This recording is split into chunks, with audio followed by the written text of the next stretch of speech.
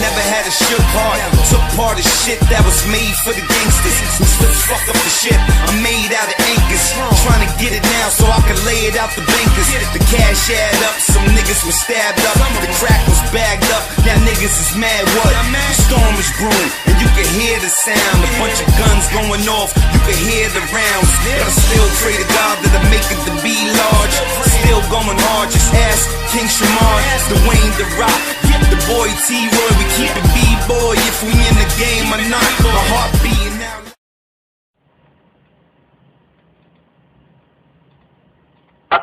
I met the kid AZ. This is when I met AZ. I went up to him, I found out who he was, and I stepped to him, because I heard he was a young cat up there getting it. So I went up stepping to him and talking to him like, yo, this is who I am. Like I said, like I told you earlier, I didn't have no problem. That's right. With asking people for some work and, you know, put me down. Right. I wound up stepping to him. He's like, yo, come see me. I heard about you. You know, so I said, all right. And this is when he had 145th Street. All right. On 145th Street, 7-8, the jukebox. You know, and AZ was young, and AZ was getting it. He was getting it. He was the young kid busting out with the Audis, and this is when they had the Audi. This is when the Audi 4000s was popular. So he wound up, you know, I didn't see him no more. I was waiting for him to get back to me. So I was still doing my thing. I was eating. You know, I wound up stepping to A at that time. I was on 139th Street and 7th Avenue over there by the Wendy.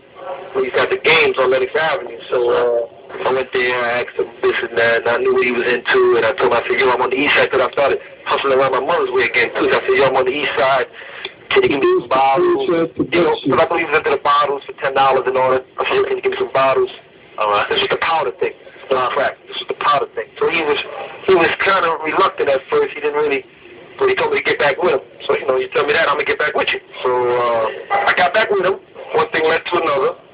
I wound up getting bottles from him, and he wound up hitting me. Okay. He wound up hitting me, and I took him to the east side, and I was doing a little something over there. I was eating. So I started doing a little something. I was flipping the bottles. It wasn't what I was used to, but my brother he was grinding. He was doing his thing. That's right. Waiting for opportunity again. So I kept on coming back at him. He was like, damn, you flipping these like that? I said, yo, I'm doing all right. But, you know, I had money saved up, so even if I wasn't flipping it, I was just taking the money out of my stash and paying him to have him believe that I was flipping it like that. So I wound up stepping to him, telling him, like, yo, man, you know, I got a little store over there I'm trying to get. We can go half-half on it, whatever, and we could do something. So he was like, yo, all right. So he said, go ahead and get the store, and I got you. So I went up and I got the store, whatever. I'm getting there like $10 or something like that. And I had the little store over there for a little while. But the east side, you know, it wasn't really like the west side. It was cool, but the money wasn't there like that around there. They wasn't used to spending $10 on some coke and all that around there. So it was all right. So that wasn't really coming fast enough for me. So I stepped in again. I said, yo, man. Put me down with you, man. Let me be a part of your crew. You know, this day I stepped to him. He had the jukebox for it, but he was starting something new on 34th Street between 7th and Lennox. Okay. He was starting a new spot over there. And I stepped to him. I was like, yo, man, let me be down with you. And this day I stepped to him. Some dudes had shot at him or stepped to him about something. Okay. Now this is how I got in with A. This is how I really became like down with him. Because the other thing I was just getting hit from him. Okay. But this is how I became down with him. I stepped in on 34th Street. It was at night, and he had a couple of his little, I don't even call them soldiers. He had a couple of his little workers around him and all that. And some dudes had shot at him or tried to stick them up or something. And he was telling me this, and he was getting frustrated. And I was like, yeah, whatever. He was upset about it. So I was like, yo, what you gonna do? And he was like, yo, we gonna go find him, catch him, this, that. I said, well, bet. I said, just give me 15, 20 minutes. I gotta shoot back to the east side, get my guns, and I'm back over here. Okay. So I do all that. You know, everybody do their things. You know, little workers, they go get whatever little guns they got, wherever they got them at. That's when I was the only one that came back. Me and another person, you know, came back. And I'm the only one that came back. And like another guy. So I came back with 2 guns blazing. I said, well, let's go do this, man. Okay. So we wound up looking for the dude, and we wound up finding them, and we wound up finding one of them, and we wound up busting him down in order, but he got into his building or whatever, so we couldn't get to him in order, but we wound up letting him know, like, yo, we busting out this kid. And we was trying to kill this kid. And that's how I got in. He took a liking to that. and put me down with him. So now I'm running with him. After that day, I'm down with him as one of his soldiers. Okay. You know, I'm there. I'm working. So I see opportunity. So I said, okay, this is where I need to be. This is where I need to be. This is who I need to work with. This is who I need to. This is who I need to impress. This is who I need to get up under. So I ain't got no problem with that, man. I know how to grind. I started from the bottom. So I want to get with him, and I truly have to say and give on, you know, to AZ. When I met A, I never looked back. I'm going to give him that. Definitely, everything I've achieved as far as in the game and this and that was definitely because of A. So now we're 34th Street, we're 45th Street, and I'm down with him, and I'm doing all dirty work. You know, I'm taking care of, you know, producers. You know, I don't know if you remember this kid named Travis. You know, he had put this kid Travis down with him. And the kid Travis was shipping his own bottles up in the spot. And AZ knew. One thing about him, he knew his work, man. He knew what he should get, what he shouldn't get. He's also used to send people to go buy his stuff to see if it would be a switch. And we found out that this kid Travis was switching up the bottles. So make a long story short with that, we wound up beating the kid Travis down. Who wound up beating the kid down? Me. I wound up beating the kid Travis down, trying to throw him out the second floor window. Because, you know, he robbing for my man A. That's right. And I got to let you know you can't do this. So I tried to throw the kid out the window and all that, and we didn't succeed. I was trying to tie his neck up. I was trying to tie this joint around his neck and throw him out the window and let him hang. Okay. So we didn't succeed, so we wound up beating him down and all that, so we got rid of him. So that was, you know, that was that, and I used to be the person that, hey, you know, he used to put me through a lot of little, he used to text me a lot of little times. He used to, like, he would give me a certain amount of bricks or whatever and tell me, like, you know, go bottle him up. You know, I was getting in positions like that when he was trusting me with the work and telling me to go bottle it up. You were actually bottling up whole bricks? Huh? Whole bricks? The whole bricks. Yeah, he didn't play that. He didn't play bottle up this. You had to bottle up the whole brick. Because the spot, not just 34th, but 45th Street was moving so quickly at times. We were doing 2 or 3 bricks a day. Yeah. How much was that bottled up? Bottled up, that was probably about, one brick was probably seeing 40, 50,000 for one brick. So that was a lot of bottles. So I used to take it to my mother's house sometimes, bottle it up. You know, so that's what I was doing with Mama. You know, I used to go back to Mama Duke's house and all that. Right. And I used to do my thing there. I had those little apartments that I used to do. So he used to hit me with the bricks, say, yo, bottle this up, call me when you finish. Or he would come. So like I said, he was trusting me with the work, and I was, I was working my way in position. So I was always with him, you know what I mean, doing my thing and all that. We started getting real popular as far as people started saying, like, yo, the kids are getting it. Yeah, the kids are getting it because they seen AZ had the Audis and the little Benzes and all that, and this car, that car. And then, you know, so they started hearing about it. They said, yeah, that jukebox is getting money. People started seeing the lines and this and that. I mean, it was ridiculous. Again, it was ridiculous. Like, we had to tell customers, you wait on the other side. And that's because you had to bottle up everything once we got it, because you could never give it a time when he was going to wait. You couldn't have the customers waiting too long. You had to always be ready for them. I mean, he was coming at them. You think we was giving up almost close to half a gram for $10. No cut, straight raw. Produced by no chaser.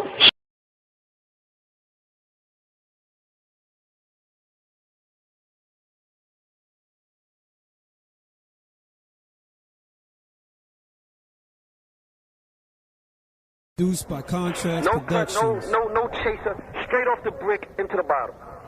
Coming straight off the brick into the bottles, man. And we was bottling it up. And like I said, he used to put me through a little thing. But I seen the bigger picture, so there was no reason for me. And I wasn't trifling like that, where I had to stash bottles and this and that. I was happy. Right. You know, he was treating me good. I was happy in my position. I seen the bigger picture. Right. So there was no reason for me to be petty like that, because he wasn't petty with me. Right. A was a good dude, man. I mean, A was a good dude. Not until now that I've seen the pettiness, but back then he was a good dude, and he was allowing me to eat. So that was that, and so now the jukebox getting real popular. So now the stick-up kids come out. The stick-up kids are starting to come out. You know what I mean? They starting to come out, and they robbed the spot. They hit the spot a couple of times. Okay. They hit the spot a couple of times, so that was really becoming a concern of AZ's. He was really getting frustrated that they kept on coming. Magazine. So that was becoming a concern for AZ. Yeah, that was becoming a big concern. That was becoming a concern for AZ because he wasn't really used to dealing with that. And they used to come in and close the gate and just rob everything that was in there, you know. Take the bottles, the money, and nobody never got killed when they used to come stick us up. So I stepped, hey, we got to put a stop to this. And, you know, I'm quickly thinking murder.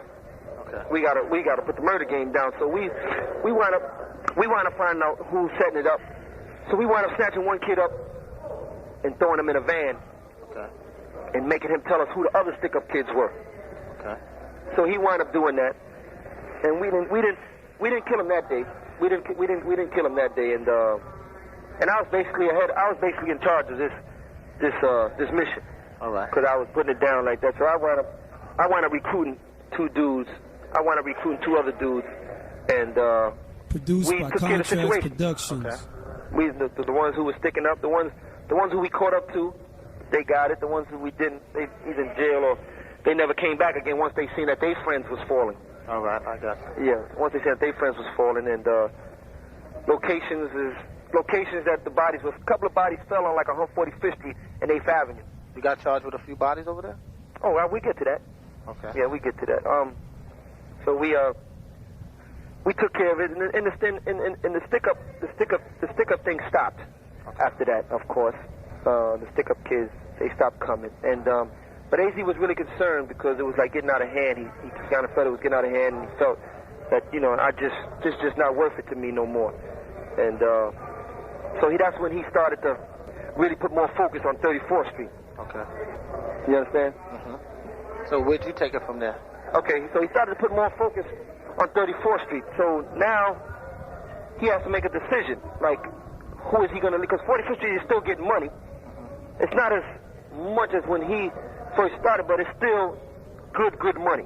So now, like I said, going back, AZ was putting focus on 34th Street now because he didn't really want to deal with the drama of 45th Street. So he had an apartment that we used to do things in Lenox Terrace, right across the street from the spot he was starting to build up on 34th Street. Mm-hmm. He called like a little semi-meeting amongst like his brother and the kid Stanley and all that, and he asked them, like, do they want the spot? But they were so used to being, you know, basically like spoon-fed, that they wasn't ready to leave the nest. And A was like the nest and the comfort. They wasn't ready to leave from up under him. So they was like saying, no, we're going to stay down here with you, A, on 34th Street and start this new spot. And they was used to that. They liked that. Okay. And the kid Stanley was like, nah, I don't want it, you know, or too many problems up there. So when it came to me, I was like, hell yeah. Hell yeah. That was the Produced day by Contracts when Productions. Poe was doing his thing. So he said, all right, well, then it's yours, man. This is what you know what to do because you've been down a while now, so you know how to do it. You know this and that. So we had an agreement that he would see about 10, 15,000 off of every brick or something, like 10,000 off of every brick, because he was still giving me. I didn't have a connect yet. That's why give me bricks and all that. So, but my money was funny. Okay. And now I know I got me a gold mine now because I still seen the gold mine and I was willing to protect it at any means necessary. Okay. And if it was taking somebody's life and killing somebody because they wanted to come take what I was doing, then so be it.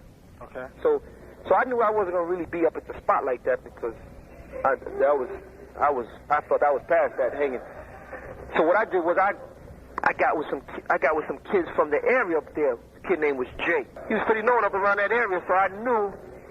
Because I'm saying to myself, as A is telling me he's gonna give me the spot, I'm saying to myself, okay, now I gotta put my own crew together and get a crew up in here because everybody else is gonna want to go with A and hustle with A. That's right. So I gotta get my own crew together. So I was thinking about bringing some East Side dudes up there, but then I said, no, you gotta get some dudes from around the area to avoid problems.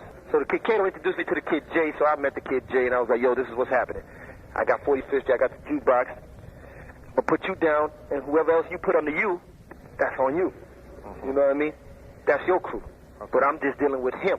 You follow me? I'll follow you. So my thing is with him. So AZ's giving me the coke, whatever, for a little while. So I'm just going along with it because it's respect that he gave me this. So it's only right that I make sure he sees some money out of it, and it's still almost like his spot, but I'm running it. Okay. So he's giving me the coke and all that, and I got the kid Jay down. So what he's giving me, I'm hitting the kid Jay. So give you an example. If AZ was paying like, I think at the time 14 for a brick, he was charging me, if he was paying 14, 15, he was charging me 25 for the joint.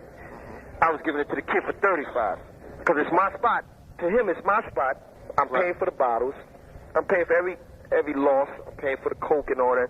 All you doing is making sure that the money's right and the work is getting put in there right. A getting his little 10, 12. I'm getting my little 10, 12. Then the kids, he's seeing his little 15 or whatever, and then he paying the crew and all that. That's all he got to do is pay the crew. Right. Well, how many other dudes he got down with him? Right. So everybody's getting money. So this goes on for a little while. I save up enough money to start doing my own thing now, getting my own bricks. That's right. So I remember going with A a couple of times to the Connect and all that. So I wound up seeing the Connect. So they still thinking AZ got something to do with 45th Street, and they used to come see him around there. So they come around there, and then they see me now. They're like, yo, what's up, man? I was like, no, what's up? What's up with y'all? You trying to do something? One thing led to another. I wind up dealing with them. Okay. So now I step to A, and I'm like, yo, A, this is what's happening, man. I saved up enough money. I'm starting to see Raymond. I'm starting to go see them and this and that. So his 34th Street is starting to pump, too. So he's like, yo, whatever, man. You go ahead. That's your thing. So eventually I just fade him out, and he don't get no more money from 45th Street. Right. And he's cool with that because he wasn't greedy for money, so he's cool with his 34th Street thing because that's starting to do like a brick a day, a brick every 2 days. So 45th Street becomes all mine now. 45th Street is mine now. Okay. No one getting no money out of there but me and the kid Jay. And so I got the kid Jay down. The kid Jay is good. He happy. He on. He rolling. 45th Street done pick back up, because I'm getting, I'm seeing, I'm getting 3, 4, 5, 6, 7, 8 bricks now from the kids. So we flooding 45th Street again. It's back to where A had it at. But nothing good ever, nothing like that ever lasts forever. Nothing ever lasts forever. So people start opening up like crack spots around there. But if they was opening up crack spots, we didn't really care about that. As long as they wasn't opening up no powder coke thing type thing. Right. So one thing led to another. Little beef started coming. The money started getting kind of low. The kid Jay started getting kind of conniving, and I say conniving as far as, I used to get a lot of little phone calls like, yo, because he used to have this kid down with him named Manny, so I used to get a lot of little phone calls like, yo, Manny had to jump out the cab, and he left 2 bricks in the cab. Police got this, police got that. So I started losing money. Right. That kind of like faded out. And so again, I started seeing the bigger picture, like, yo, I'm losing money. It's not really worth it to me no more up here. Right. So in that whole thing, before the end to 45th Street for me, we're going to jump into a Rich situation, okay? Okay. Me and Rich, like I said, when he came home after that year in prison, I think it was for a pistol, we hooked up. We became cool, real cool. It was so, the best way to put it is that I was filling that spot that L.A. had left. Okay. Because it was rich in L.A. Anybody you asked, it was all about rich in L.A. back in the 80s and all that. Okay, now what'd you say? I said I was filling that spot. Okay. Basically, if you really looked at it, people who knew about rich in L.A., I was filling that spot that L.A. had left. Okay. Because he got killed. How did he get killed? L.A. got killed outside of the rooftop. He got shot up outside of the rooftop. This when the rooftop was real popular, like 85. Again, me and Rich's relationship became real strong, man. We became like the best of buddies and all that. I mean, and what people don't really understand is that all 3 of us was doing our own thing. Okay. We were all doing our own thing, but it wasn't no problem if A needed whatever kind of money, or if Rich needed, or if I needed. It wasn't no problem for me to come to these dudes and be like, yo, let me get that, man. I need that for something. So in Rich and I's friendship, we used to like a lot of the same cars. We was like some of the first young dudes to bust out with the convertible BMs, and all 3 of us were the ones who first came out when they switched over to the new Jeeps. Okay. We was the first ones with them. Me and A bust out with the 7s. Black and white? Yeah, the 735s. Okay. I remember we bust out with them, and Did y'all pay cash? Huh? Did y'all pay cash? Oh, every car we had was cash. Every car. Oh, we had titles to everything. We didn't know nothing about finance. No. Out of 55 cars, only 1 was ever financed for me, and I was trying to build some credit for somebody. Okay. So yeah, we bust out with the 7s, and because A went and bought a black joint. Okay. So then I seen Josh, man, I'm going to get me one too. So I like the black joint too. So when I came through 132nd Street with my black joint, he seen the joint. He pulled me over. He was like, yo, Paul, you know, we both got black joints. We ain't, you know, ain't no reason for both of us to have black joints. And it made sense to what he said. So I didn't know, you know, I didn't know he was going to get the black joint. Okay. But I already had ordered it, so I went and got out. And it didn't make no difference to me if he had a black joint, I had a black joint. I didn't really care. Okay. So anyway, so being I feel A's my man, I said, okay, no problem. So I went back to the car dealer, gave the man a little extra $500. I said, yo, give me another color. Give me a white joint with some blue seats. He had a white joint with some blue seats there. I said, well, give me that joint. Okay. So I got the white joint with the blue seats. So I came back and I got more attention with that joint. Okay. So the joints was hot. Okay. The big sevens rang. We was the first two young cats with them. Okay. The 735 with no other young cat. These joints was about 55,000 at that time. That's right. And we bust out cash with them joints. So It's a contract production for Feds Magazine. In doing that, I was hooked up with 16th Street then. So they was and I had my own motorcycle. So they was going out of town. Matter of fact, they was making a trip to Myrtle Beach, taking the bikes down there for bike weekend. Okay. So we threw our bikes on the back trailers and all that. I had my 7. Me and the kid Stanley, Rich and A didn't want to go, so the kid Stanley said, yo, I'll go with you, Poe. Okay. So I wasn't really a highway driver. You know, I like riding in the city front and checking out the hookers and all that. And I ain't feel like driving no 13 hours down to no damn Myrtle Beach. Okay. But I wanted to break my joint in and all that, so they had their Benzes and all that down there. And they was older than them. They had their Benzes and their BMs and all that. So I said, man, I'm going to take my 7. Brand new joint. I'm put some miles, get some mileage on this joint. Okay. So we go down to Myrtle Beach with them. There was a bunch of us. We go down there, Stanley driving, so we get down there. So it's morning time when we get down there. I'm checking out the scenery. All this is leading up to how I got to D.C. Okay. I'm checking out the scenery and all that, and at Myrtle Beach, I'm saying, man, I'm thinking I'm going to see hookers, and I'm thinking I'm going to see the females. Right. I said, man, I don't like this. So I tell Stanley, I said, yo, man, I'm out of here. I'm going to this Virginia Beach thing that I heard about happening down in Virginia, man. Okay. So the day we got to Myrtle Beach, that same day, I said, yo, you feel like driving? Now he got to drive like another 6 hours back towards Virginia Beach. Okay. So he said, yo, and Stanley was that kind of driver, and you know, so he said, yo, no problem. So I left Darnell and all them cats down, and then I left them down to Myrtle Beach, and I broke out. Okay. They had my bike or whatever. I rolled up out of there. Me and Stanley went to Virginia Beach. It's me and him. So now we rolling up in Virginia Beach early in the morning. It's around 8 or 9 o'clock in the morning. Off the hook. We roll up in there with that white joint with the white piping and the white rims.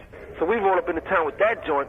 And at this time, Stanley's driving the car at the time. I'm just in the passenger seat. We roll up in this town. Everybody's looking at whoever's out in the morning getting breakfast or going to the restaurants. And they looking at these joints. These two young cats coming up in here, and we like, man, what the hell? Where the hell is everybody? So we don't really know nobody down there. We don't know what's happening. So we wind up getting a room. And this was the first year. I think this was 86 for me or something. 87. We wake up. It's around 4, 5 o'clock in the evening now. The joint is jam-packed. It was like 7, 8 girls to like every one dude. So now, in that, I met some D.C. cats down there. Okay. And I met some D.C. cats down there at the time because they seen the joint, young, out-of-towner, getting money. So I met them, and we exchanged numbers or whatever, and they told me about this Patti LaBelle thing that was happening, King's Dominion. Okay. So, again, Rich and them, you know, they wasn't really trying to go nowhere like that, no, they was more to staying in Harlem. Okay. So I told A, I said, yo, hey, let me hold that 190, man, and with the Louis Vuitton seats and all that. So I took that joint down to Patti LaBelle, to the Patti LaBelle show. I had Gucci stuff from Dapper Dan. That's right. So they never seen none of that stuff in a car and all that. So, and I had that 190, and I'm young, and I'm pushing that joint. They like New York tags. Anytime I went to any of them events, I made sure I had New York tags. New York tags. Wasn't no Jersey, none of that crap. New York tags. So that was my first like out of town experience. So in that, I met some girls from D.C. because they was really on the Gucci jackets that I had in the Louis Vuitton. So they stepped to me and was like, well, what's your name, this and that. I told them where I was from, blase, blase. One thing led to another. We exchanged numbers. They the ones that told me, said, yo, the end of August, the last weekend or whatever, Virginia Beach be having this thing. Okay. So that's how I got there. So we invite them up to New York. So we like, yo, man, they come to New York. We gotta we got to lay the script down. Let them know we doing our thing up here. Okay. So me and Rich, we decide, yo, we gonna go buy some Porsches. So we had this dude out in the Porsche dealer in Jersey, so we went out there, and that's when the new 944 turbos was coming out. Okay. And they also weren't convertibles, but they were new. Okay. They were new joints. They were just hitting the market. They wanted like 40 for each joint or something. So we was like, yo, that's what we gonna get. So Rich seen the burgundy one he liked. I wanted a black one, but again, they didn't have it ready for that day, and we wasn't trying to wait. So I seen a silver one with some like burgundy seats, and the color combination was cool. And I just visioned it with some silver BBs on there and all that. And Rich joint was gonna have some burgundy joints. So we had about 70, 75 in a bag. And they wanted like anywhere from 35 to 40,000 for each joint. Okay. So we was like, yo, here's 75 for 2 joints right now. And it was like, bet. So now we ready. We got new joints. They're gonna see. They're gonna be like, okay, we messing with some ballers. Okay. So and the weekend went beautiful. They had a wonderful time. Okay. And they went back to D.C. Okay. So now they back in D.C. So I'm keeping in contact with the girl Karen. Rich is keeping in contact with the girl Inga. So now that's what 45th. So 45th Street is starting to just become a headache to me now. Okay. So I'm starting to say to myself, you know what? I'm about to leave this thing alone. So in the process of doing that, I go down to D.C. The girl Karen invites me down to D.C. And I go on down there. I put my jewelry together, and I go on down there by myself. And I'm getting familiar with everybody. When I'm in D.C. for a little while, I'm in D.C. with the girl Karen because she know everybody. Everybody know her because she used to mess with some serious ballers in that town. So I'm in there. So I come to find out that they think I'm the police down there because she takes me up to this place called the Florida Avenue Grill where back then everyone used to go eat, and if you was a baller, you go there to eat and get your car washed. So they started whispering and all that. Amongst the whispers, she has an uncle that found out that, yo, that dude you with, a lot of these dudes think he's a federal agent, but in the same time, I don't know that this kid named Red Jack from the east side that I used to look up to as far as in the hustling game, he's down there also with this kid that we wind up killing later on. He's down there with him getting money. And he's down there with him getting money. And he starts hearing that I'm down there. He starts letting them know, like, yo, the kid Alpo, no, he ain't nothing police about him. He's doing his thing up in New York and this and that. He's legit. If he's down here, he's trying to come down here. You know, he starts telling me, if he's down here, he's trying to come down here and do some things and all that. So down there at the time, what was real popular was the Chevy Blazers, the little joints. Okay. 2-door Chevy Blazers. A lot of dudes had them joints. So those were real popular down there. So I said, man, I'm gonna get me one of them joints and just blend right in.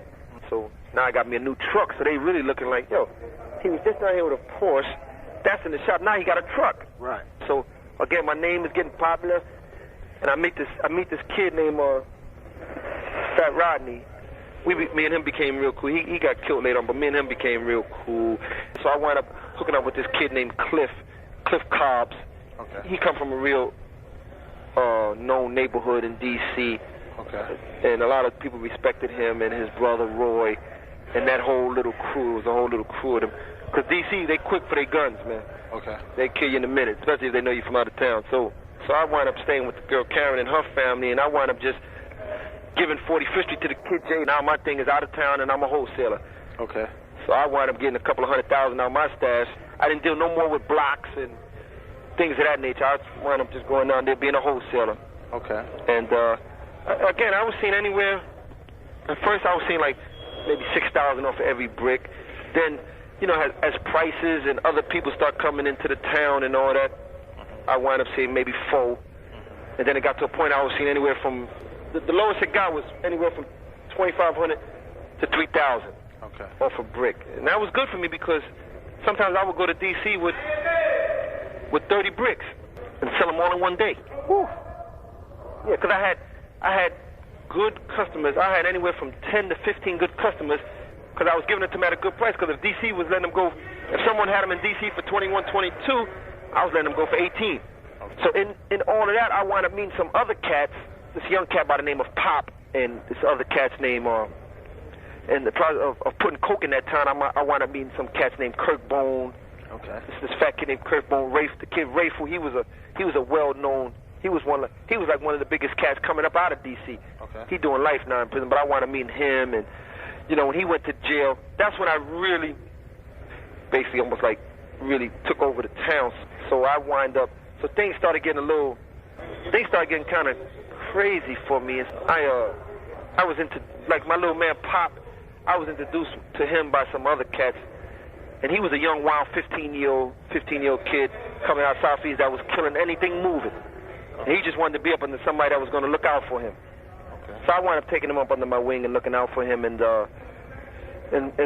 through him I wound up meeting another cat named Wayne Perry. Okay. Now this kid here, I mean, he had the town on lock, and I mean, he had the town locked on fear and was putting his murder game down.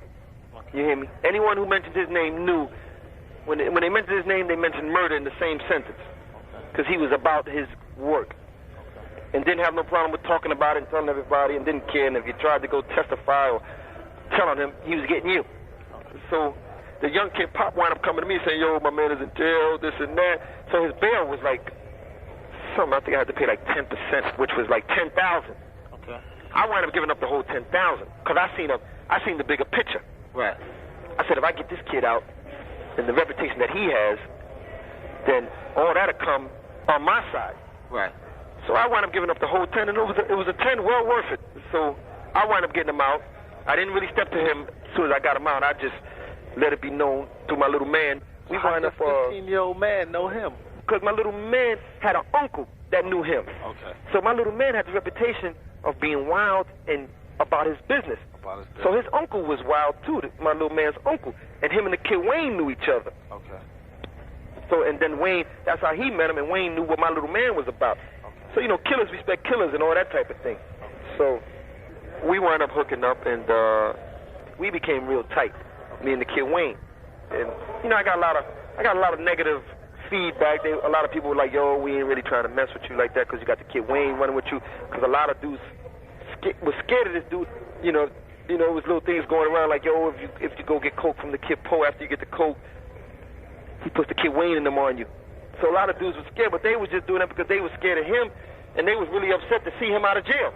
Right. So they was like, they was hoping he'd stay in jail. Right. So they really feared this dude, and this kid was a real good dude, man. He was a loyal dude, man, and again, so he really respected that I got him out, and he felt that I owed him. Okay. He felt that he owed me. Okay. So one thing led to another, and he became I'm not going to say my lieutenant because he didn't really have anything to do with my business. He had something to do with it, but he didn't handle the drugs and none of that stuff. He handled more of the security aspect of it, like if it was time to put the murder game down, or if someone was getting disrespectful, or if someone was trying to come at me, or then that's when he stepped in. I had the trust from, but I just always said, the less he knows about as far as where my stashes are, where I'm keeping the money, right, things that the better it is. Because I always said, well, I'm worth more him alive than dead. Right. Because if he don't know where the money's at or the stash is at, why would he ever want to bring harm to me when I'm feeding him? Right. So I became real strong in D.C. along with my own rep from New York, and now with him, we became real strong in the town as far as like, yo, they dangerous. They dangerous. And I pretty much had the town I pretty much had that small town on lock for a good period of time, man. It was like, because we went at a lot of the dudes that was supposedly holding it down. You say you went at them. What do you mean? When I say I went at them, because a lot of people were starting to talk about, well, we got to get rid of the kid Pope because he's getting too much money, and he's not even from here. I did hear you got shot. I got shot because they was trying to kidnap me in D.C. My little man, I had a little dude. This little dude is the dude that killed Rich with me. He was getting money too. He was one of my best customers. He was really holding it. He had a beef with another crew, and we couldn't really get at them because they knew us, and they knew how we was coming and all that. So we had to hire like a ally. And this kid he volunteered to be the ally, but he wound up being a statistic.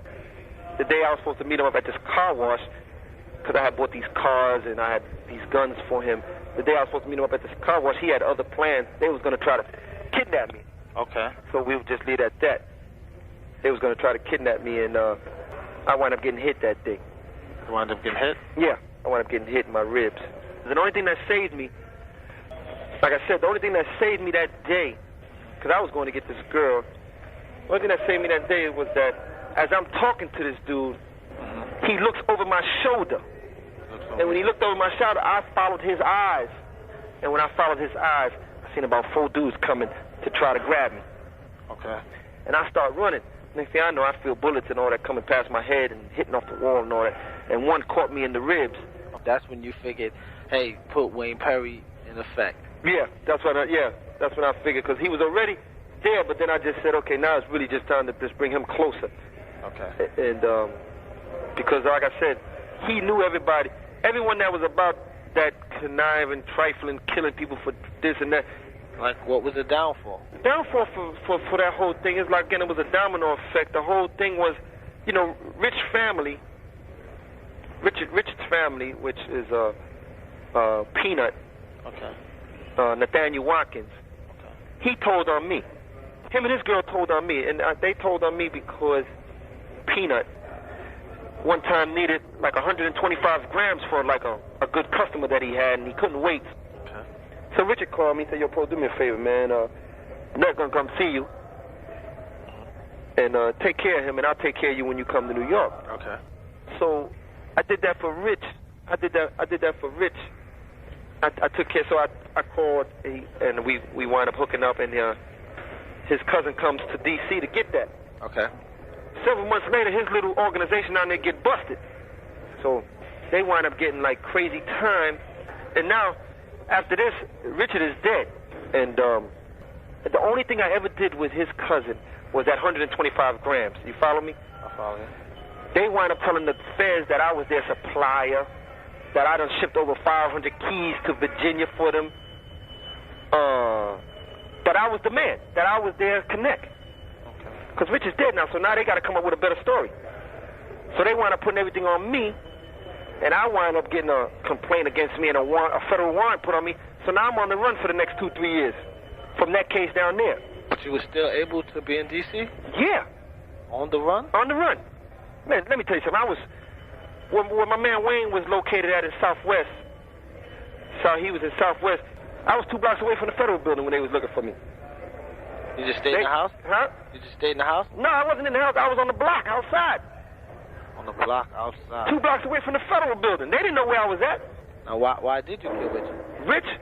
Rich, the question to everybody with that, Rich, the reason why Richard, okay, I had a connect.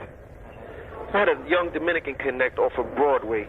And, you know, he wasn't really in position at the time when I was really dealing with him to really front me crazy. You know, he would front me 1 or 2, but he wasn't really in the position where, you know, we wanted him to front us like, you know, 50, 60, 100 keys. We didn't want to put up no money.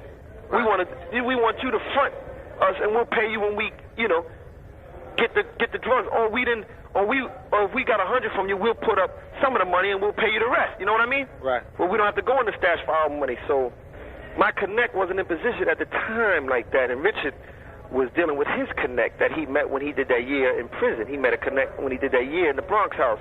Okay. So this kid was hitting him lovely, but then it stopped. The kid caught a dry spell. Since you ain't got nobody to get no drugs from, deal with my man. He'll give you a good price, and the money I'm bringing from out of town, you know, we'll hit him. And when he starts fronting us the drugs, you let me know. Because I had other connects. I had like 2 or 3 other connects that I was able to deal with too. So the time came where he was going to start fronting us the coke. Okay. But I was out of town. Since I was out of town, he wasn't able to catch up to me. It was easy for him to just deal with Rich. Right. Give it to Rich and let Rich give it to me. Right. So that's what happened. If he gave 100, I was supposed to get 50. You know what I mean? I know. At the same price that he was charging Rich. I was supposed to get it for that price too. Right. But before this came along, I was already dealing with Rich with his connect. So if his connect was charging whatever, I didn't have no problem with Rich making $1,000, $2,000 off of me, because I was coming to spend $300,000-$400,000 with him. But now my connect is giving it from 12, 13. My original connect is giving it for 12, 13, and I'm supposed to get half of that at that price. But Rich got me thinking that the coke that I'm getting from him is still coming from his connect. So then I wound up bumping into my connect because I wound up staying up there a couple of days, and I wound up running into my connect. Okay. So I bumped into him. So I said, yo, what's up, man? I said, yo, what's up, man? When are you gonna start, looking out for a brother, man? Okay. He was like, what you talking about, Pope? I said, man, you know what the hell I'm talking about. When you gonna start fronting us this and that? And he had a lot of respect for me. I had a lot of respect for him. And so I said, yo, so he's like, yo, what are you talking about? I just gave Rich like 60 joints. This time he had just gave Rich like 60 bricks. Okay. And 30 of those bricks were mine. Okay. So I'm saying, no, you didn't. You didn't. Rich got coke from his man. He said, man, Pope, I'm telling you, man. I said, oh, yeah? I said, yeah, all right, man. And he described them. And I remember I had just got these round joints from Rich that were real good. And I think they had like Reagan or somebody on them. Okay. They were real good, man. And he described them to me and everything. Okay. So I said, yo, all right. I said, yo, we never had this conversation, man. So I didn't really say much about it. I just had in my mind like, damn, Rich getting over on me like that. So I didn't say nothing to him the first time. So I went back down to D.C. to get rid of my bricks and all that. And I had developed a relationship with a dude that just started off as one of my customers. Me and him had built a relationship where we became like real tight, like me and Rich in New York. This kid was me and Rich in D.C. Okay. What was his name? His name was Gary. Gary. Yeah, little Gary. Is that the one that they say got his dick cut off? Yeah, that's the one they say got his dick cut off, yeah. Was that a situation from you? Yeah. That was? I wound up killing little Gary later on. This kid was good. He was probably about 3 years younger than me. He was a murderer too. He was about his murder game. Okay. This was my little man. So I went back down to D.C., man, and I told my little man, I said, yo, man, this dude Rich up in New York, man. And he knew Rich from me bringing him to New York because we used to do the firework thing in New York. Okay. Every 4th of July, I used to spend like $10,000-$15,000 with these guineas downtown and get me like a truck full of fireworks and come back to my neighborhood and blow it all up and all that. Okay. Around 105th Street. And this time I did it around 102nd Street with Rich and all that. And I brought my little man, because they never seen nothing like that being in D.C. They couldn't really do stuff like that. So I brought him to New York to show him how we live up there and all that. Okay. So he wanted me and Rich in that process and all that. So his dad went back to D.C. I said, yo, man, this dude here, man. I just found out this dude is jerking me, man. He's like, what are you talking about, Paul? I said, man, this dude getting the bricks from my man. I'm supposed to get half at this price. And he charging me this price because I'm thinking it's still coming from his connect. Mm-hmm. And the first thing come out, he's my man, let's kill him, man. Mm-hmm. I was like, nah, just hold up for a minute. Let me think about this thing. So I wound up calling Rich. I said, yo, Rich, everything all right? Your man back on? So I'm just checking. I said, your man back on? He said, oh, yeah, my man just gave me some more joints. You coming up? I said, yeah, I'll be there. Okay. I said, all right. I told my little man, I said, yo, we going to New York, man, and we going to go see Rich. No, first I went to New York. I took care of my business with him. I spent about $500,000 with him and got my bricks and all that. And I think he was also getting bricks from like Fritz and them. I don't know if you ever heard of the kid Fritz. Yeah, I heard of Fritz. Yeah, Fritz was getting boatloads of that stuff. I wound up taking it back to D.C. So I'm still not saying nothing. So I'm saying my little man, I said, yo, man, that's it, man. I'm going to go back to New York. I said, yo, I'm going to ask Rich. I'm going to step to him because I'm really like just fed up with it now. I said, yo, I'm going to ask Rich who he got that coke from. This last thing I got, who he getting this coke from. And if he lied to me again, that's it, it's over. Okay. I'm taking him out. So now I told my little man this. I'm saying, yo, you come. I said, yo, we gonna go to New York. I had just got me a customized van. I just bought me a customized van. Them big joints with the TV and the bed and all that. Okay. So I had just bought one of those, and it was up there in the shop getting the system done and all that. So I told my little man, I said, yo, we gonna go to New York. We're gonna fly to New York. I'm gonna get with Rich, and I'm gonna find out what the hell is going on. Okay. So one thing led to another, and I don't want to go into all that, but did I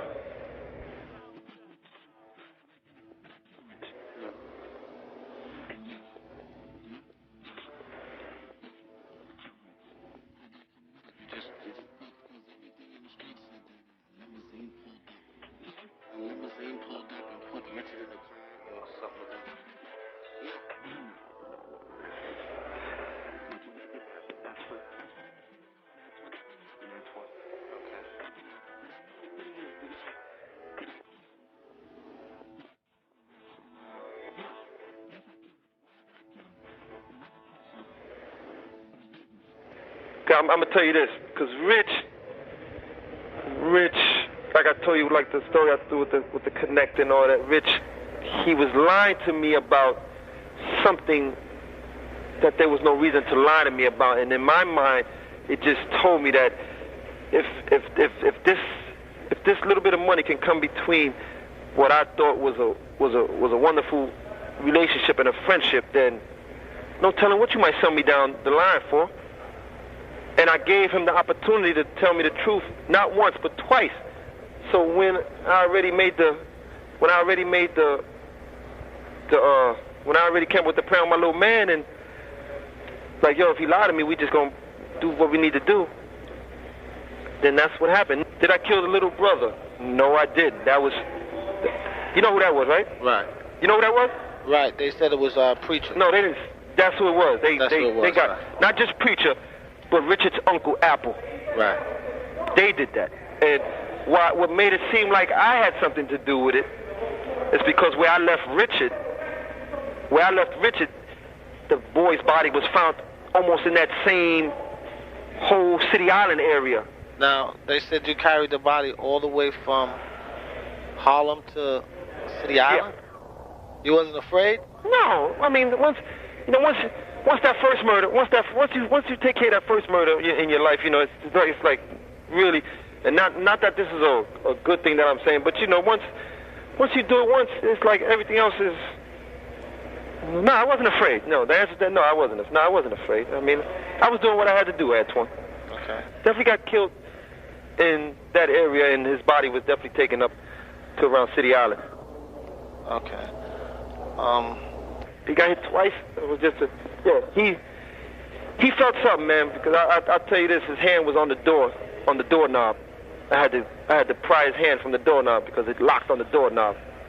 Locked on the doorknob? Yeah, he was trying to get up out of there. They also said that he scratched your neck. That's a false. He never scratched. Richard, first of all, Richard never seen it coming, really. He couldn't have scratched my neck because I was the driver, and my little man took care of everything else. And he didn't scratch me. How I got my neck scratched, and it's not they said it. I believe AZ said my neck. Right, AZ said it. Yeah, I believe AZ said my neck. Hold on. Richard didn't scratch my neck. Richard never even seen it coming. Richard never even laid a hand on me. He never knew what was happening. Now, how'd your little man get killed now? Little Gary got killed in D.C. And it wasn't because he helped me out with the Rich thing and all that. Oh, yeah, by the way, I got my money back that Rich jerked me out of. You want to put that? Okay. Definitely got my money back. How'd you do that? Well, remember, I just got hit with a bunch of bricks from him. Right. That I was supposed to bring the money back for. Right. I kept that. Oh, you kept that? Yeah, I got close to what he was beating me for back. Okay. My little man in D.C., it came a thing with him where he was, he was a short kind of guy. He was about 5'1", 5'2", real slim in the body, and a real big head. Okay. But he was getting money, though. People didn't know he was getting money. At that time, he was probably holding about $1 million, $2 million, and people didn't know that he was holding like that. He was getting it, and he had a real short man complex. Okay. Okay, and like I said, we wasn't just business partners. I knew a lot of his business. I knew his family. He knew my family in D.C. and in New York. You know, I knew his son's mother. I knew where he laid his head. He knew where I laid my head sometimes. You know, I knew some of his stashes. He knew some of my stashes. We became real close. So, and he was also the one with me with Rich. Okay. So we had a lot of secrets on one another. And he had the short man complex, and he started to become real jealous with me as far as through the people, because the people used to, since I was Alpo, people used to see him with me all the time and think he was working for me. Right. Because not until I came to D.C. really, he started coming out with like Benzes and all, because he seen what I was doing, so he started busting out with little Benzes and all that type of 300 coupes and all that. Right. And I always had the reputation if you let me your car, Antoine, automatically that was my car. Right. That was my car. And then if they seen you with it, like, oh yeah, he driving Poe car. So time went on, one day me and him and one of his workers was sitting at a table at a restaurant having a sandwich. And he called my wife a bitch. He called my wife a bitch because he was like, man, you still with that crazy bitch? And I just looked over at him. And I could have took it a little better if it was just me and him. But one of his workers was there. Right. And I kind of like gave him that look like, yo, you really disrespected me right now. And so he seen her. She was coming to look for me down Southwest because she knew I hung out down there. So the kid, Gary, seen her, he was like, yo, there go that bitch. Look at that bitch. Who she looking for? She must be looking for Poe. And my man Wayne heard him say this. And he beat me. He beat me later. He was like, yo, Gary was down here talking trash about you and he disrespected your wife. I was going to kill him right there, but I said, let me get with you first. Because I was like, no, I still got love for the kid. No, he's just frustrated right now. And we had a lot of secrets on one another, and I always told him before this happened, I said, you know, we know so much about one another that if we was to ever get into any type of confusion or anything, one of us would have to leave. And I'm definitely not going back to New York because I'm getting money. So the only thing else is one of us will have to die. He was like, yo, I feel you, because we knew a lot about one another. So now I got this deal coming up with this connect, like, yo, this crazy big deal. Like, yo, they want me to put up like, I had to put up like maybe about $2 million. They was going to hit me with like probably about, I say anywhere from like $6 million worth of coke in New York. Produced by You hear me? Contrast Yeah, it was like about $6 million. So they wanted me to put up like $2 million, and I owe 4.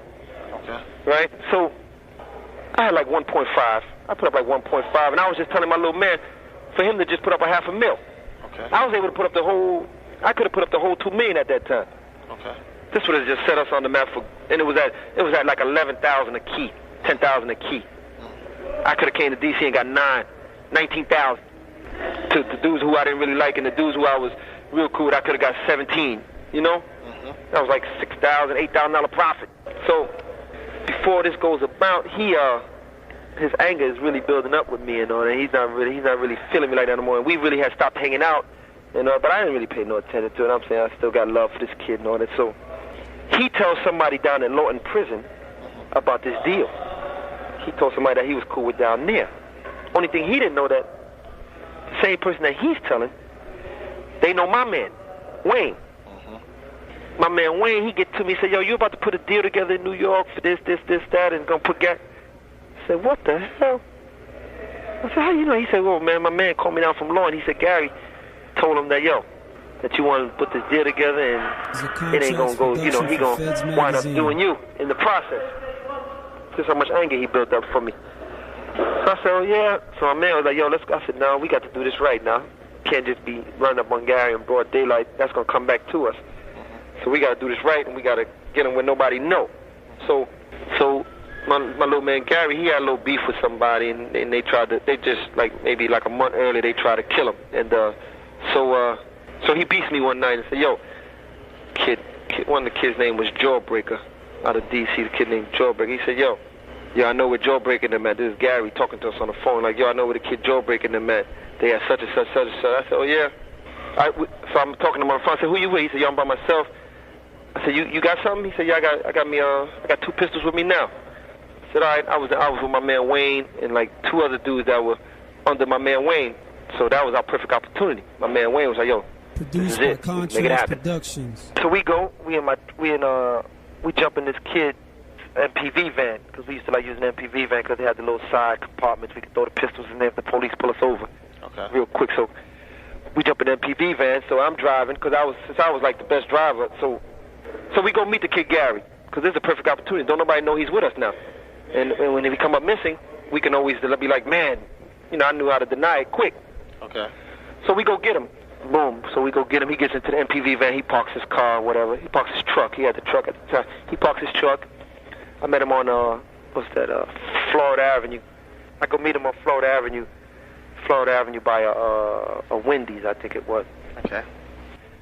We get a little revolver out of the stash, and I give it to the dudes that's sitting in back of my man Gary. So my man Gary, he's in the middle, but he don't know that we done slipped the revolver to the back to the kid who's gonna hit him in the head. We ran for about 5-10 minutes after we get the gas. Bang! My man hit him.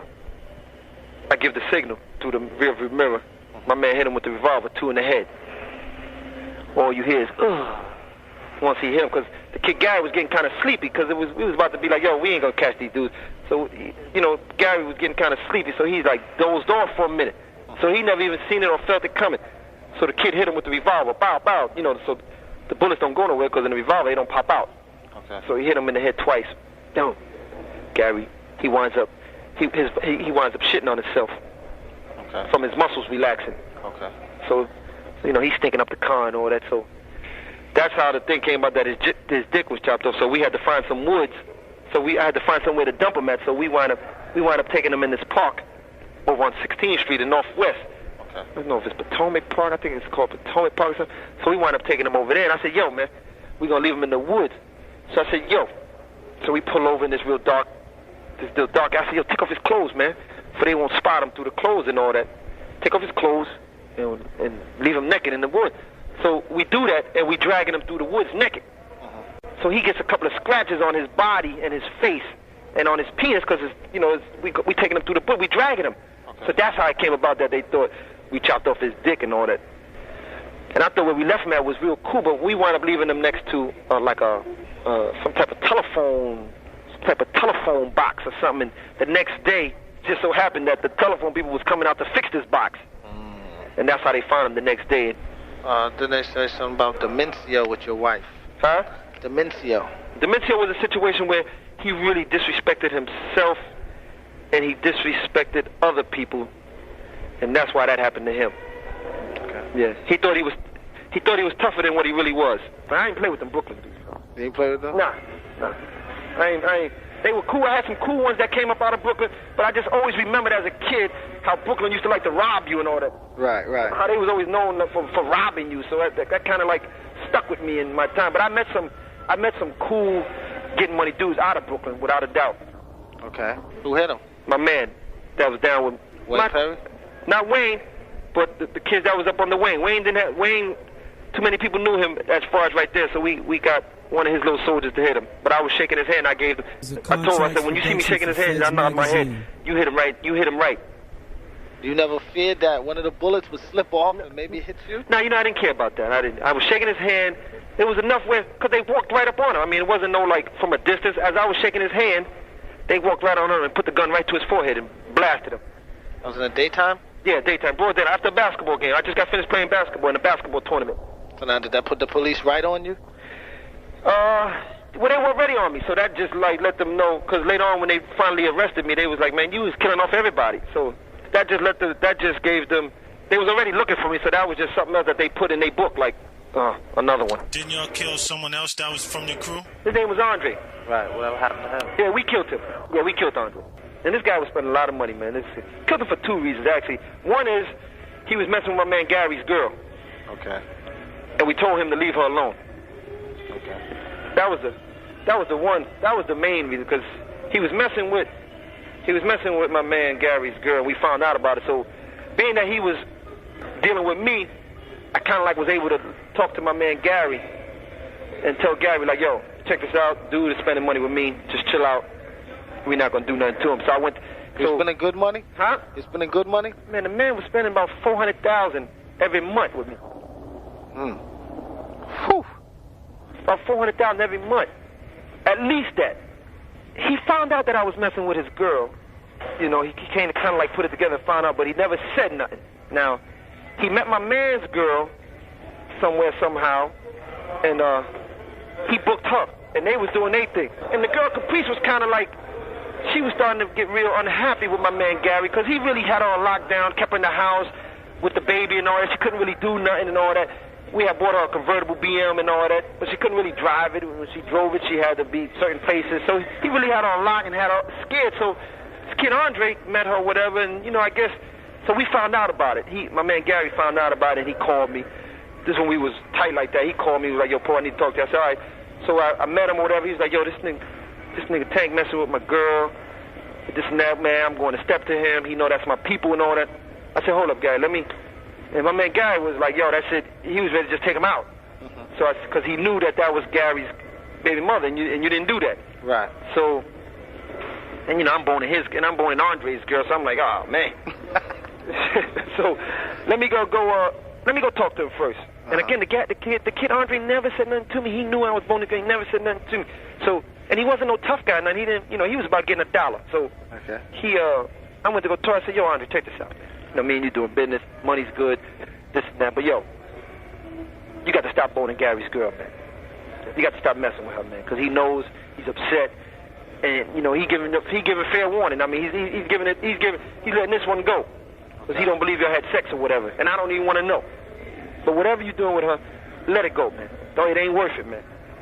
He was like, yo, I hear you, good looking out, this and that. He told me this straight in my face. It's about 2-3 weeks passed. My man Gary called me, Ken. He beat me. Yo, come see me, man. So I go meet him. Kid Andre got to die, man. Check this out. Dude doing it again, man. He's still seeing Caprice and this and that. I said, all right, man. He said, man, this time I want to talk to him. So I said, all right, no problem. So I had a deal with the kid Andre for about $270,000. About $270,000 this day. He wanted some drugs. So I said, yo, we killed 2 birds with 1 stone. I'm going to meet him, take care of this business with him, and you can talk to him at the same time. Okay. So I go meet the kid. Produced by Let me go meet the kid at my favorite spot over there, Minnesota and Pennsylvania Avenue, over there by the Ammo. I told Gary, I said, just chill, man. Let me go talk to him. I had my 5.0 this day. I said, let me go talk to him, and then you come. So I got into the truck. I told the kid Andre, I said, what's up, man? I said, everything all right?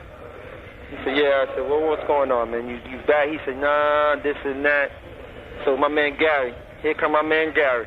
As I'm talking to the kid Andre jumped into the back of the caravan to go get the money out and all that. Okay. And I was over in the passenger seat. So my man Gary, he comes from out my car, which he was in the passenger seat, and comes around through the driver's side to the empty seat. So the kid Andre is coming from the back seat to the middle seat now with the bag of money. So as soon as the kid Andre turns around to look at me and let me know that the bag, my man Gary is coming in the car and hit him right in the head. Boom! My man Gary was strapped all the time. He knew he was going to kill him, but he knew not to tell me because I was going to tell him, no, don't do that. So now I'm like, oh, Gary, what the hell? He was like, yo, man, the hell with that dude, man. He was this and that, disrespect. I said, all right. But in my mind, I'm saying, yeah, you're right. Because now I got the girl all to myself, so we killed 2 birds with 1. I'm saying I'm going to miss the money, but I got the girl now, too. I got the 270 now. So I take the money. I said, man, what the hell? I take the money. He had a Rolex on. We left all that. I said, man, follow me in the car, man. Go. I said, here, take this bag. Take the car. Follow me. So we drove about 5-6 blocks away from that area. Right. And like in a residential area, a nice quiet block. Just threw him down on the floor. Wiped off everything that we touched and all that. And just left him there. And they found him like 2 days later, 3 days later, because from the stench of the body and all that. Because it was like summertime, so his body started stinking, and they found him. Did the girl think that you did that? No, she didn't think it at first, because she beat me as soon as she found out. It was like, yo, they killed Andre. She crying. So, I'm like, hold on, boo-boo, don't worry about it. We're going to find out who did that. So I'm going over there, comforting her and telling her to calm down and this and that. And so now we got that 270, and I give my man $100,000. I keep 170, and that was that on that one. That was that on that one? Yeah, he violated as far as my man telling him to stay away from his daughter's mother. And he wouldn't listen. Yeah. How many are you actually charged with? 14. 14 homicides? 14 murders, yeah. Which are they? 7 or 8 in D.C., and the rest was in New York, like some of the stick-up kids. Okay. And so how'd they find out about the stick-up kids in New York? Well, that's what I'm seeing. Well, now my situation, now we get into that, my situation. Now, I want to take this opportunity to just, 2 rumors that was always around about, and make sure this goes in there, Antoine. Okay. 2 rumors that was always out about me. That one was, I don't know if you ever, that I was dying of AIDS in prison. I heard that one. Okay. That's false. Okay. I'm healthier than I ever was. Okay. And the other one, a lot of people, Poe is snitching, Poe is telling. Yes. If that's what you want to call it, then that's what you call it. But Poe calls it looking out for Poe. Okay. I'm doing what I got to do for me, and for the people that read this and read the article, or the once upon a time friends that I thought I had, and they look at it and say, "Yo, Poe went out like a sucker," or "Poe went out like this." In life, you make choices, and sometimes those choices are good, and they're bad. You follow me? I follow you. And I thought at the time when I did what I had to do for me, I thought I definitely had to understand that what I'm doing ain't right, but that's what I needed to do for me. Right. I've truly come to accept that I made the right choice. Did at any point Rafis himself try to send anybody out? Nah, me and him never had no problems because when he was out, he had so much of the town locked, I wasn't really a threat to him. How many different crews tried to kill you in D.C.? In D.C., I probably had about 3 different crews trying to come at me, and, they was coming at me, but they wasn't for real, though, because they knew who I had with me, man. They knew I had killers, man. They knew I had killers. They knew I was boss my gun, too. Do you ever feel at any time that they may get together and try to kidnap you? What, Wayne and them? Right. No. If Wayne was so loyal, why'd you flip on him then? Government. They wasn't dealing with Alpo on well, we're going to give you 10 years, Mr. Martinez, or we're going to give you 15 years, or even 20 years. No. They wanted me for the death penalty. They was trying to look to give me the death penalty, or if they couldn't succeed with the death penalty, they was going to try to give me the rest of my natural life in jail.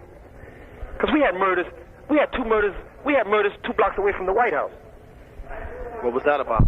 Huh? That was about a female. That was a female. She wasn't really. That was about a female. But my man was so crazy that this female, when we killed this big drug dealer in D.C., that was the guy earlier I told you, the kid Michael Frey. When we took him out, it was such a big deal. That was such a big thing that this hooker started. I'm not gonna call her hooker. This female started running her mouth about a situation that she didn't really know nothing about, and my man got so upset at that he just said, you know what, she got to go. She talking too much. And it was after a Keith Sweat concert. It was at this place called Constitution Hall. Constitution Hall. And that's like 2 blocks away from the White House. And he just left her there. You just left her there? Why'd you kill Michael Frey? Michael Frey was someone who was about to get back in position in D.C., and he had a little cleanup list of people who he needed to eliminate for him to be back in power like that again. And I was the first one at the top of his list. Okay. To get rid of me. And how I found out about that he didn't know I was feeding somebody in his camp. I was looking out for somebody in his camp because he couldn't take care of him. And they got the information back to my man, and my man got it to me. And that same person that was in his camp wound up killing him for me. Okay. Now, the murders that you're charged with in D.C., which ones are those? Like I said, those 8 of them. We go into more detail on them, but 8 of them are in New York. 8 of them are in D.C. and I think 2 was in Maryland, and the rest was in New York. It came out to 14 that I copped out to. And when I say copped out to, when in my position as far as doing what I had to do for me, as far as testifying and all that, and I had to confess to those murders. I had to tell those murders. How would they get the New York murders?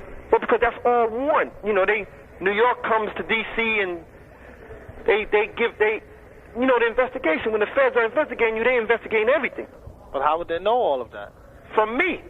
Oh, okay. Once you take the position that I've taken, you have to tell it all. Things they didn't know I had said them, because if it came a time later on that they found out about it, then whatever agreement, whatever situation that they gave me, they can take it back and take me back to court. Okay. It was that kind of thing. Like for 4 of the murders in New York, I got immunity. Got immunity? Yeah, I basically almost got like immunity because they just added them to the murders in D.C. Okay. Now let me ask you another thing. They said also in New York that our preacher extorted you and Rich. Right. Right. Now, yeah, let's cover that real quick. Preacher never took 2 pennies from me. Now, Antoine, like I said, I'm here telling you that I'm telling and all, so there's no reason for me to hold back anything from you. The preacher never took 1 penny from Produced Alpo. by Contracts Productions. Never, ever. He would have took 2 bullets before he took any kind of money from me. Preacher, now, his situation with Rich was different. Preacher took care of some murders for Rich. No, Preacher, I was real cool with the guy that Preacher killed named Terry. That was his partner. Okay. I was messing with his goddaughter named Vanessa, this girl named Vanessa, and they never came at me for any kind of extortion. One time, Preacher came and asked me for like a half a key of coke, and I never even got it to him because I was so much in and out of town, I wasn't even thinking about him. No. My little man, my man that I told you earlier that was the stick-up kid with me and all that, he had Preacher. He knew Preacher. He was going to kill Preacher. Preacher never took a penny from me. Even now in my position, some people came to see me about Preacher, and they was asking me like, yo, the Preacher, so I could have benefited from there if I wanted to and just said, yeah, but no, Preacher never took any kind of money from me. He always thought AZ was a punk. He always used to call AZ a punk. He knew what I was about. He knew what I was about, so he didn't even come at me like that. And as far as Rich, him and Rich had an understanding because of Alpo being Richard's nephew, and Richard paid him like $10,000 before he came home or something to kill this kid, Sean Moe. They killed him coming out of 145th Street Garage in St. Nick. Okay. So him and Rich had that situation, and then he was right around the corner in 148th Street. But I don't ever remember Rich even giving him any money. So, and see the thing with the Preacher, Antoine, I don't care if you was talking to him. If somebody rode by you and seen you talking to Preacher, they automatically said he was getting money from you. Right. That's how that was. That's how his rep was. It was so strong like that as far as extortion. But if anybody that really knows me, they know I'm not paying nobody nothing. Right. It's easier for me to tell him to meet me and pick up the money and just put two in his head. Come on.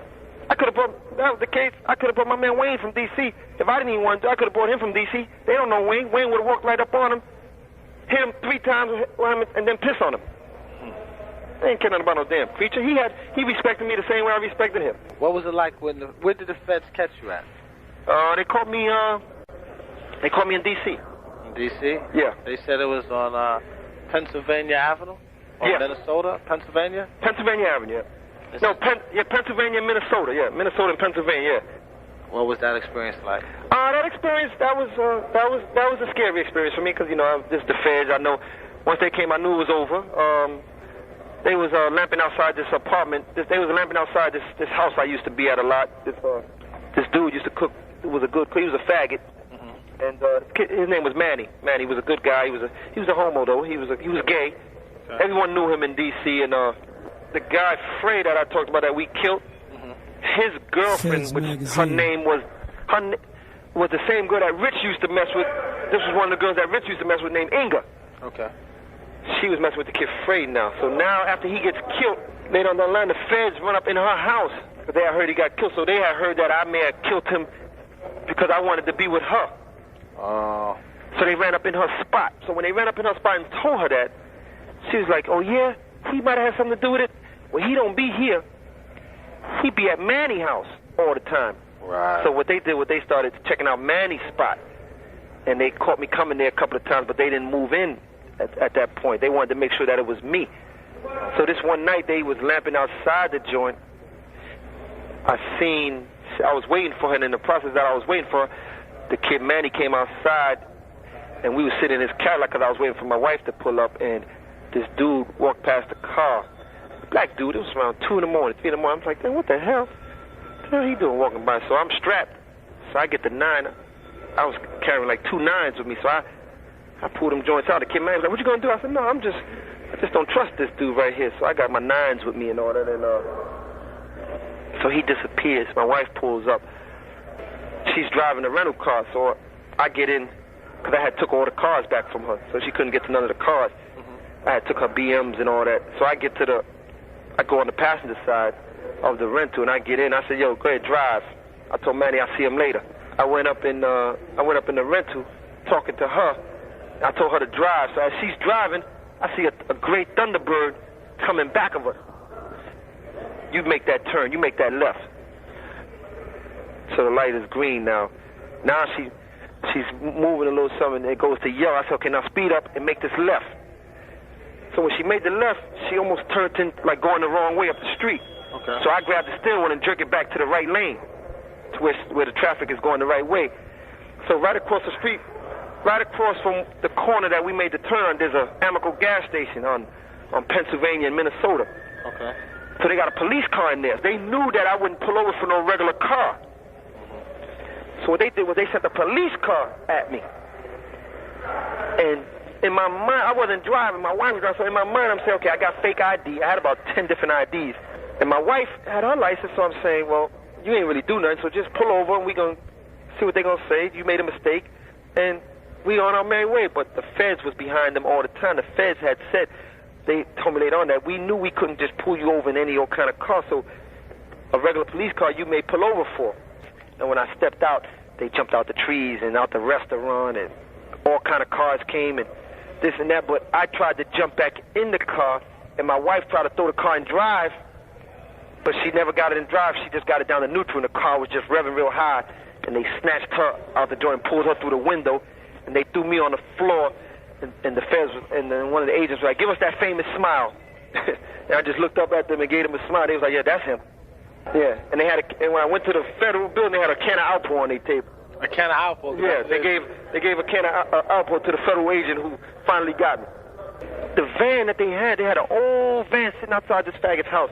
And when I finally got knocked, they opened that joint up, and that joint had top-of-the-line technology. It had like a scope up in there, all type of surveillance equipment and all that. But the joint looked like a raggedy old van. So they was definitely surveilling the joint from the girl telling her that I'd be down there a lot. And that's how they got me. That's how they got me that night, November 6th, 1991. Over to D.C. jail and all that. I'm in D.C. jail for a little while. My name, they started to hear that I'm up in there. And because the kid, Rayful, he had just, maybe like 2 years before, he had just left the joint. Like I said, he was like one of the biggest dudes coming up out of D.C. I'm hooking up with some of the dudes that I used to deal with on the street. They brothers are in there, so they strong. A couple of little beefs was trying to take off for the kid Michael Frey. His nephew was in there, and a couple other dudes that was rolling with him, so they was trying to, like, yo, did you kill my uncle and this and that? But nothing never came about that because I was a little too much. I was a little too strong for them at that time. You're strong. You had a little crew in there. Yeah, I had to. Like I said, my man. My man and brother and them, they were strong. Then my man Wayne. Okay. He did send the word to the jail like, yo, my man is up there. Make sure he's right. Right. So the unit they had me and dudes was like, yo, don't worry about nothing, bro. You all right? Okay. And like I said, my man, little brother, he doing like 40 with the feds now. I think he just caught another body. He was strong, so I didn't really have nothing to worry about. But then they snatched me up out of there. They took me to Virginia. They snatched me. Now it was time for me they was extraditing me to Virginia to the original complaint, which was Nut. Right. Rich and them cousin. Now I'm over in Alexandria Detention Center, sitting for months, just sitting, not knowing what the hell is going on. My lawyer's telling me, well, they got you for this, they got you for that. So in that, I'm thinking, okay, I can fight this over here. This ain't really nothing. Oh, that's crazy. I didn't do all this over here. I'm thinking, D.C. not really coming. They got me for something in Virginia. What D.C. was doing was just building their case and was going to just add to this Virginia thing. So once I was in that system, they had people willing to come testify. Once I'm in jail, they had people willing to come testify against me, and other crews before me were going to trial. They was coming back with natural life and all. So my lawyer was like, look, you really need to make a decision. And I was trying to fight them. I was going through all the preliminaries as far as what kind of evidence they had on me, what their case was. I was really taking it to the point where I'm going to see if I can fight these people. And my lawyer was like, look, your ace in the hole is if they ever ask you to tell, you really need to think about that. And that wasn't until like 8, 9, almost a year later that I decided to do that. So my lawyer came back at me and was like, look, they trying to make a deal, man. They really want Wayne Perry. They want you, but they also want Wayne Perry. And if you got anything good on Wayne Perry, they're willing to make a deal with you. So I was like the less of two evils. Me and Wayne, we were both evil to them, but I was the less. Right. Evil one, like, we can sleep with him, but we can't do nothing with Wayne Perry. Right. We got to prosecute one of them, so I'd rather us prosecute Wayne Perry. But when them crackers wanted me, they put the full court press on me. We gonna hit you with the death penalty. We know we got you for this murder. We got you for that murder. This is capital punishment right here. We gonna get you. I'm sitting up in there like, yo, the hell am I gonna do? And I'm talking to my lawyer. My lawyer like, yo, your ace in the hole is Wayne Perry because they asking about him and this and that. I'm saying, yo, we not going there right now. Here's 70, 80,000. Let's get this thing rolling and all that. And then they started bringing in the wife, talking about going to mess with Mama Duke and the sister and the niece. I said, hold. Let's talk for a minute. What you want? Produced by Contracts Productions for Feds Magazine.